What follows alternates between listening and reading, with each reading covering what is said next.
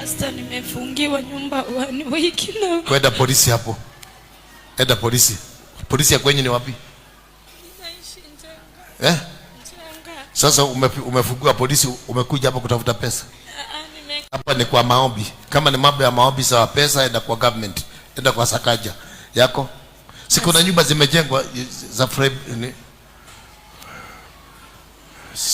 siku na nyumba imeitwa Friday